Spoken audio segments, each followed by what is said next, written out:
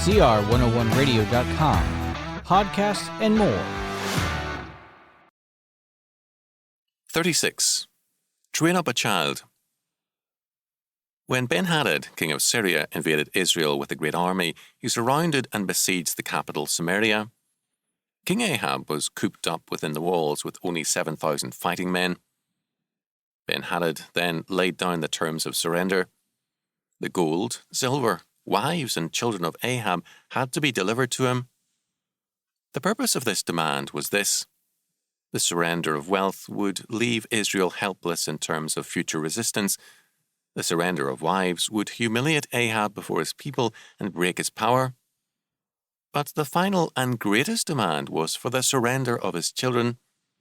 This was common in antiquity and into modern times. The children would be taken for re-education in terms of an alien faith and morality. When they were returned to succeed to the throne or authority, they often served an alien power. When Prussia established state-controlled education, its purpose was similar.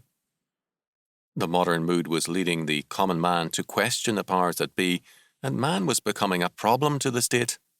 How to control the people was thus the greatest question.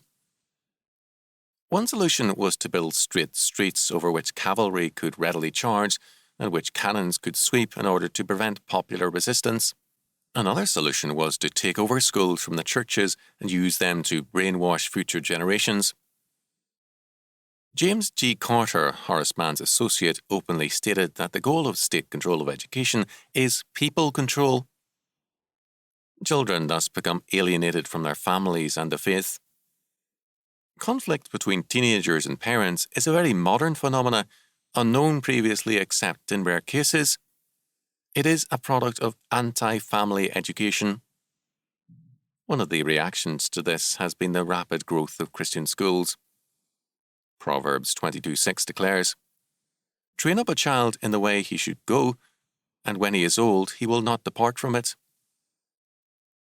This is a God-ordained responsibility.